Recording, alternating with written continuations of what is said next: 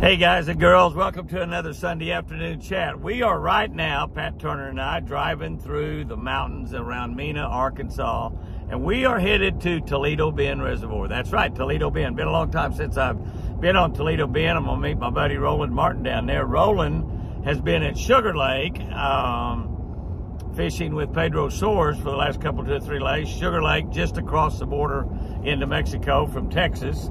And we fished Sugar Lake many times. It's a great lake. Roland begged me to come down there and go fishing with him and Pedro, but I just couldn't take that many days off to go shoot television shows in a row. You know, we try to sprinkle those a few days in every week or so to get all of our television shows, our 26 television shows done for Jimmy Houston Outdoors. But anyway, we're going to do that, and then we're gonna fish a couple days at Toledo Bend, both for bass and for crappie. We've got Steve Johnson, I think is his name. I haven't met Steve. Roland's talked to him on the phone, said he's a super nice guy. A crappie guide. He guides for crappie on Toledo Bend. And then we have a bass fishing guide. I think his name's Josh, because we know several bass fishing guides on Toledo Bend. So we're going to do a little bass fishing, a little crappie fishing. And then we will be at the Bass Pro Shop store in Grand Prairie, the grand opening for the Bass Pro Shop in Grand Prairie, Texas. That's, of course, in the Dallas area. And what an opening that'll be. That's just coming Wednesday night, and I think it starts at 6 o'clock. We'll be doing the grand opening out in front of the store, and then everybody will be able to go in the brand new Bass Pro Shop store. It'll be the newest store in the nation, the latest grand opening. Roland Martin will be there with me. I'll be doing the emceeing. We'll be in an autograph line for 2 or 3 hours. We've also, my buddy Larry Nixon will be there.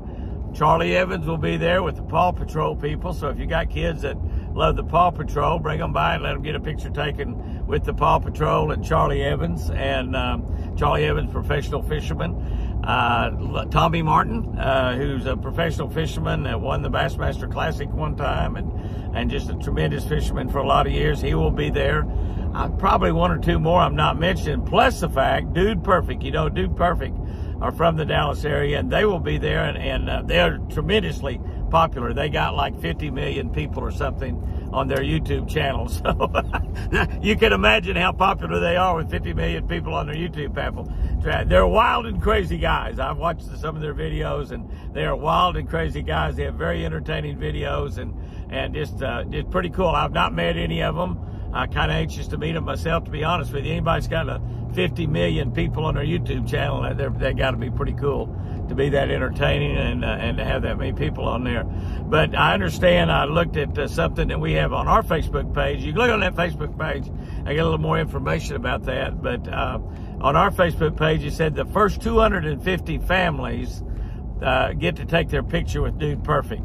Now, can I tell you, the first 250 families can also take their picture with Roland Martin and Tommy Martin and Larry Nixon and Jimmy Houston as well. In fact, we'll be there probably until they turn the lights out, signing autographs and taking pictures. We don't have any time limit for Jimmy Houston Outdoors or fishing with Roland Martin or Larry Nixon or Charlie Evans. Yeah, they'll stay just as long as y'all want to stay until they run us out. A lot of those openings, the joke is as the people begin to leave that work for Bass Pro Shop and Cabela's, they say, Jimmy, when you leave, turn the lights out and lock the door. So that's about how long I stay there in autographs. So it's going to be a great opening, though. Tremendous buys, some of the very best buys of the year. This coming Wednesday, which I think that maybe is I don't know if I'm right, 28th. I think maybe the 28th of this month, the last Wednesday in June, which is just right around the corner, a couple, 2 or 3 days from right now. So be there. After we get through it there, we're going to drive on down to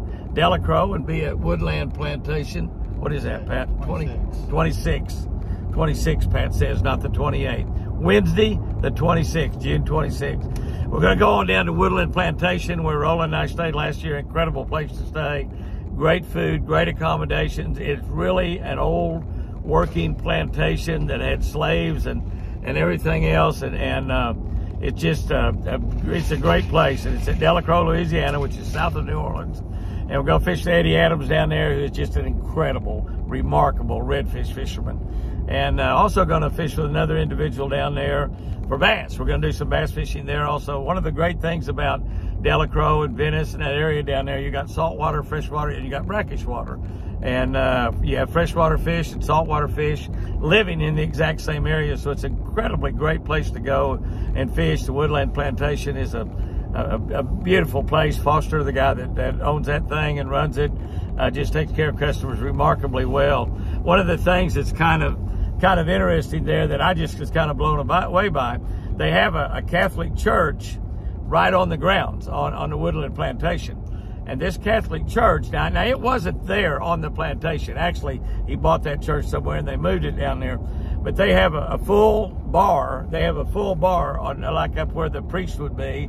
And they have a full bar up there. A bar, just a regular bar. Whiskey bottles lined up against the wall, you know, like you said.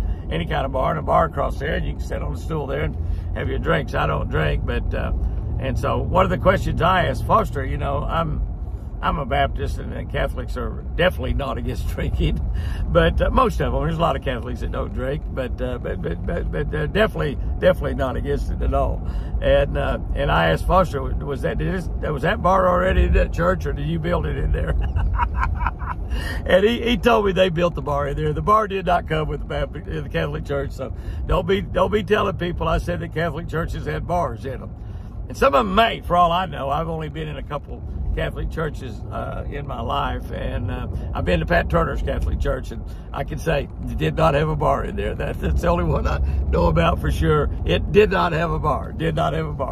But that's kind of cool. You see the stained glass windows and all of the tapestry and the things of a beautiful Catholic church, a small Catholic church, but a beautiful Catholic church. And you look, there's a big bar, full size, all the way across one end of it was a full bar. So it's a great place. We're going to have an awful lot of fun down there, and bass fish and redfish. And so we're really looking forward to that. Roland is going to be with me the entire time. I'll probably fish with Roland a little bit. I'll be fishing with Eddie Adams and Steve Johnson, the crappie guy down here. And you know, depending on how the crappie's biting, I may crappie fish both days. But if the bass are biting good, we might do a crappie fishing half a day and bass fishing half a day. I don't really know, but we're going to go down there and have a good time. Sherry is staying with Chris at the ranch, so everything's good at that front, and we're looking forward to the 4th of July coming up here real quick. Independence Day, just right around the corner. And we live in the greatest country in the world, and we're celebrating our independence here just right around the corner. So I hope everybody is proud of America and be popping those firecrackers. I love to do that myself. I don't think you get too old if you're a redneck to shoot fireworks off. And I really, really, really do love shooting those off. This past week, I had a really, really great friend of mine that I used to hunt and fish with all over the country. Him and I have been on lots and lots of deer hunting trips together. Billy Cheek from down in LeCompte, Louisiana. And he brought his beautiful wife, Janice, over there. And I hadn't seen them since I spoke at their church probably 15 or 20 years ago. And I got to just tell you, Janice is as beautiful as she ever was. But Billy's aged quite a bit. Billy's 71 years old, and Billy has aged quite a bit. Janice fell in the lake while she was there. We stuck that up on the Facebook and on our what's that other one now? Not Facebook and TikTok. We stuck that up on our TikTok channel of her falling in the lake, and had about 8,000 or 9,000 views. She just wanted to go down and take a real close look at the fish. And I got to tell you, Janice caught more bass than Billy. Janice caught more bass than Jimmy. I think right at the end, I might have caught the biggest bass we caught, but we had 2 great days of fishing, and Chris enjoyed Billy and Janice coming down. Janice brought a bunch of old Basset Gal pictures, and we really, really enjoyed going through and looking at those Basset Gal pictures. And Sherry's kids, Jeremy and Kyle, when they were just little guys, 4, 5, 6, 7 years old or younger. And I even saw a picture in there. I told him I saw a picture in there of a young, slim, I'm talking about slim, Pat Turner. That's all I'm going to say about that. And he had some hair too, as a matter of fact. But not really a tremendous amount, but he did have some. But he was slim and trim. Yeah, pretty good looking guy, if I do say so myself. But those old Basset Gal pictures was really nice to look at. I got to tell you, Jimmy was younger in those pictures too, by quite a bit. You know, Basset Gal went on for 21 years, and I think it was like they haven't been around since I don't know, 1990 or something like that. So it's been 25 or 30 years since there has been Basset Gal tournament. So we're talking about going back a long way, but it was really a lot of fun to look through those pictures and talk about the memories and talk about the people. I couldn't even really identify all of the girls that was in there, or maybe Billy couldn't, or Janice, and then I'd say, oh, that's so-and-so, and they'd say, oh yeah, that's who that is. And some of the old writers like in there, like Maury and you know, Stan, or still photographer, George Braswell. I mean, so many people that are good friends, and a lot of those folks are not with us anymore, as a matter of fact. But it was really cool to look at that. So we had a great week at the ranch. The deer, the antlers are just incredibly getting gigantic. We've been working a lot, doing a lot of personal appearances, and haven't had time to shoot near as much video on the antlers as normal. But Prince Charming is just absolutely incredible. He had giant antlers last year, and they're just like, Billy was only there 2 days, Billy and Janice. And Billy said, I think that deer's antlers have grown since, of course, he's from South Louisiana, he called them horns, okay? That antler's horns have grown since yesterday, and I believe that's just about how fast they're growing. You can almost see it happen. So the deer are all doing good. Patsy's got 5 or 6 little babies up in the nursery right now. Sally is doing good, and Black Beauty is doing good. That's his 2 baby girls, and both of them are just doing wonderful. They run up to him and drink. He's got a couple little bucks in there that he's still having to catch them and make them drink. And they're drinking a full bottle every day, but they're still not running up to him, and they're just wilder than snot. That's just all there is to it. They're wilder than snot. And, you know, some of you knows how wild snot gets sometimes. Yeah, that's right. But anyway, so the deer are really doing good. We've had, everything's been going great at the ranch. Summertime is here. We are officially in summer right now. We got that, I think, June 21 or June 20, when we had the longest day of the year, the summer equinox. And I think that winter equinox hits on December 21 this year, which will be the shortest day of the year. So our days are now getting a little bit shorter. I just saw, it just breaks my heart. I just saw a little baby fawn laying in the middle of the road, dead. Mama evidently made it, and the little baby didn't make it across, and had brown spots on it. Just kind of ruined my day right there to see that. It hurts me to see a deer laying on the side of the road. When you see a little baby like that, that's even worse. You know, when we start having our babies there at the Eagle, both deer on the run around on the wild, and a deer that we raise in a pen and then turn them loose on the ranch. This is the most exciting time of the year when we have those babies. We just love them so much. It's the most exciting thing, but it's also the saddest time because we lose several. And this year it seems like that we had a couple of areas where every doe seemed like had a fawn or 2. And now I'm seeing a lot of does running around in that area that don't have any babies. So that means that the critters have got them, or they've died some natural deaths. A lot of them die of natural death. And one of the good things about having those does and letting them have their babies in the pens is that none of those are killed by a coyote or a bobcat. Now, they might once we turn them loose, but the coyotes and bobcats do not get in those pens. And coyotes occasionally get in deer pens, and it's like you drop a bomb in there when that happens. My neighbor across the road had it happen one time, and it was just terrible, just dead deer kind of laying everywhere, but especially the babies.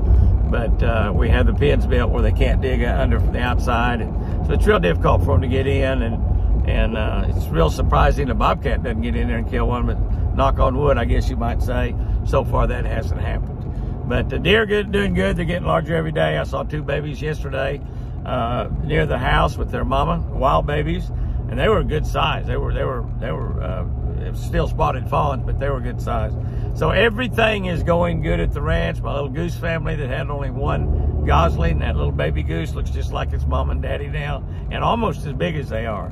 So we were looking at that again. You'll get you a shot or 2 of those this week, because that baby is turned in, instead of a little fuzzy looking bird, it's turned into a Canada goose.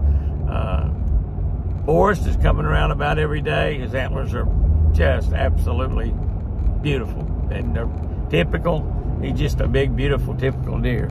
He's still eating out of my hand, but he seems like he's getting a little bit more wild all the time. So, gonna have a good week. We had a good week this last week. Another great week is coming out this week. No matter what's happening out there, make sure that you make your day great. Now, I want to end this thing by talking about catfishing. That's right, catfishing. Now, I know the first thing jumped into all y'all's mind is, oh, I know you love to catfish, Jenny. You told us many times you paid your way through college selling catfish. And that's true. I certainly did. But our preacher this morning, not the preacher at Midway Hills Baptist Church, Shopper, but our preacher there at Keys Baptist Church. I went to church with the kids this morning because we left right after church. And so we went to kids at the church, and he got up there and he said that somebody asked him this week if he had ever been catfishing. And he said, oh yeah, I've been catfishing a lot. I do that I go catfishing quite a bit. And he said they looked at him kind of funny, like, oh my, that's terrible. And then all of a sudden he realized that wasn't the kind of catfishing they're talking about. And so I asked Pat, we stopped for lunch. I asked Pat, do you know what catfishing is? And I expected him to say, well, of course I do. You and I gone catfishing a lot together. But he knew immediately what I was talking about. And he said, sure, I know. He said, that's an internet deal. And what catfishing is, for those of you that don't know, because I didn't know. And I've heard them talking about fishing on the internet a lot, so I know they're fishing for information. So that's pretty easy, but I've never heard it called catfishing. Catfishing is where you pretend to be somebody that you're not. You're not using your own identity like we do on social media, but you're pretending to be somebody that you're not, and you're trying to trick somebody into believing things that are just fabricated or lies that you're making up, kind of like some politicians, and you're doing it in order to gain some sort of advantage. It might be sexual predators. It might be you might trying to meet somebody of the opposite sex for some illicit sexual motives, or it might be you might be trying to get some information or something from somebody that you can use as a bribe or something to extract money from somebody. Or it might be you're catfishing and you're trying to tell people you're something you're not in order to get a hold of some financial information so you can actually just simply steal money from them. So that's what catfishing really is. And so our preacher there at the Keys Baptist Church this morning preached his entire sermon on that, and his point was that maybe a lot of us out there think we really know who God really is, and we really know what kind of God we serve, and we need to really look at God, into what God really is. God is not somebody that's going to zap us out when we make a mistake. God is not somebody that's always trying to catch us doing something wrong. He created us. He knows we're sinners. He knows we do things that are wrong all the time. And but we have to realize how big God really is. We have to realize, one of my favorite scriptures in the Bible is, all things work together for the good of those who love God and are called according to his purpose. And if you're a Christian, if you're a born-again believer, God's chosen you to be that. You're kind of like an adopted child. You're adopted into the family of God. He chose you. Now, you had to accept that choosing from him to become a Christian. But if you're a Christian, it means that all things that happen in your life, no matter what that is working together for your good. Doesn't say they're all great. Doesn't say they're all painless. Many times, some of the things that we go through in our life bring us to our knees. They're some of the most difficult things we can ever imagine. We're going through that now and have for the last 3+ years with Chris's stroke. But God said that all things, including that stroke, would work out for our good. And I can talk for a long time and name a lot of good things that's happened from that stroke. Also, for one thing, I've grown up a lot. And me, I've never really wanted to grow up, but I've been forced to grow up some in this, and not totally. I'm still not grown up yet. but there, you realize that how big God really is, and he's not an imposter. He's not faking. He's not trying to be somebody he's not. He's Almighty God, and he's bigger than we can ever imagine. And in thinking about that, we should trust him completely. And that's what I think about when I think about my relationship with God. It's a relationship of complete trust. I still have people occasionally say, your wife's never going to walk again. I 100% believe God's going to heal Chris and she'll be walking. If she's still in that wheelchair 5 years from now, I'll still be believing 5 years from now. That's not going to waver. That trust is not going to fail.